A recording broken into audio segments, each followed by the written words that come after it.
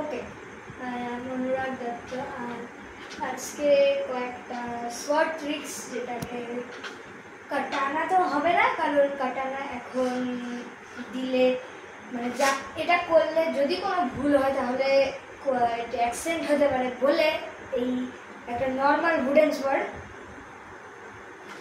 তো ফার্স্টেই এটার শিখবো কি কীভাবে এটাকে চালাতে হয়, মানে কয়েকটা স্ট্যান্ডার্ড অ্যাটাক শিখতে হবে যেটা দিয়ে কিছুক্ষণ চালানো যায়।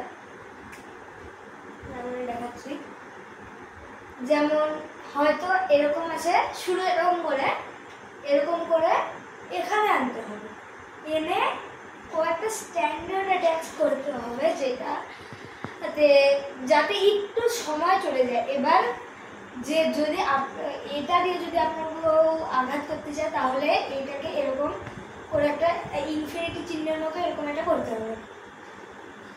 আর এটা এখন যত ট্রেনিং হবে এটা তত বড়, এটা তত স্পিডে যেতে থাকবে।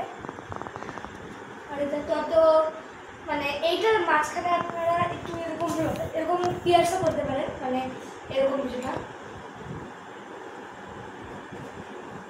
এরকম করতে পারেন। এবার আচ্ছা, যদি আপনার মনে হয় সামনের জন আপনার থেকে বেশি ভালো পারে তাহলে কি করবেন, বলবেন কি এটা একটা মেন্টাল ট্রিক। আপনাকে সামনের জনের সাথে বলতে হবে একটা কথা শুরু হওয়ার আগে কি আমি তোমাকে মারছি না, তোমার পিছনে যাকে তাকে মারছি। এটা এমন একটা কথা যেটা আমাদের ওই তৎক্ষণাৎ ওই লোকটা পিছনে তাকাবে, এটা না তাকায় ও পারবে না। এবার যখন তাকাবে আপনাকে পিছন দিয়ে এরকম করে দেবে। And that's is called mental trick. আর এটার নাম নেই কোনো, এটা একটা বুকে ছিল। এবার কয়েকটা থ্রো ট্রিক, মানে মনে হবে ছুড়তেছি কিন্তু ছুড়বো না, যেমন এটা ছুড়ে মনে হচ্ছে আমি ছুড়বো না। আর কয়েকটা ভুল যেগুলো ধরার সময় হয়, এটা আমাকে আগে বলা উচিত ছিল। সেটা হলো কি যে আপনাদের এখন আমার কাছে এটা আছে, আমি এখন বলছি না, আমি কাটানা নিয়ে আসছি না। সবসময় দেখতে হবে কি হাতটা এখানে মাঝখানে ধরবে, এখানে ধরলে হবে না। আর ধরেই এখানে আনা যাবে না, ধরে আপনাকে এখানে আনতে হবে, বডিটা একটু ব্যাকে এখানে আনতে হবে। না হলে এরকম হতে পারে কি আপনার শর্ট দিয়ে এরকম করে নিজের মুখে আঘাত হয়ে যেতে পারে। এখানে অনেকবার হয় কি এই জায়গাটা কেটে যায় অনেকজনের, দেখবেন।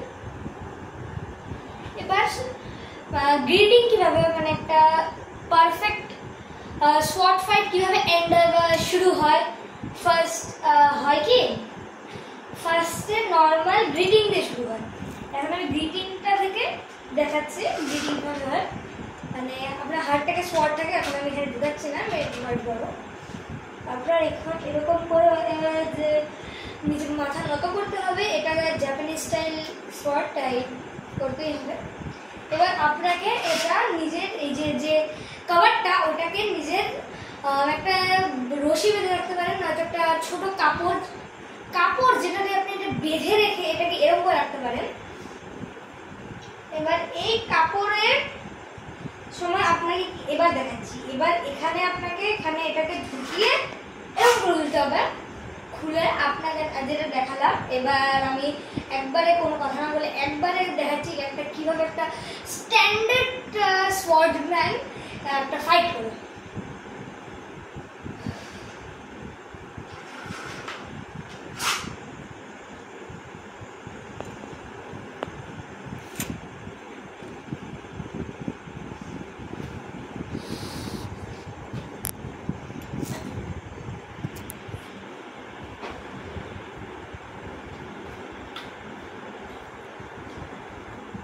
দেখুন এরকম করে আপনাকে মানে একটা নৃত্যের মতো দেখায় যখন এটা শুরু হয়, কিন্তু ঠিক করে যারা বুঝতে পারবে তাদের কাছে এটা এমন একটা মানে কৌশল হয়ে উঠবে এটা, মানে আপনি এটাকে যেমন খুশি হিসাবে চালাতে পারেন। আর কয়েকটা ট্রিক আছে যেগুলো আপনি ইউজ করতে পারেন, যেটাকে দেখে আপনার যে অপোনেন্ট ও একটু অবাক হয়ে যাবে প্রায়। যেমন শিট করা হয় কি এরকম করতে হয়, মানে খেলার শেষে এরকম করতে হয়।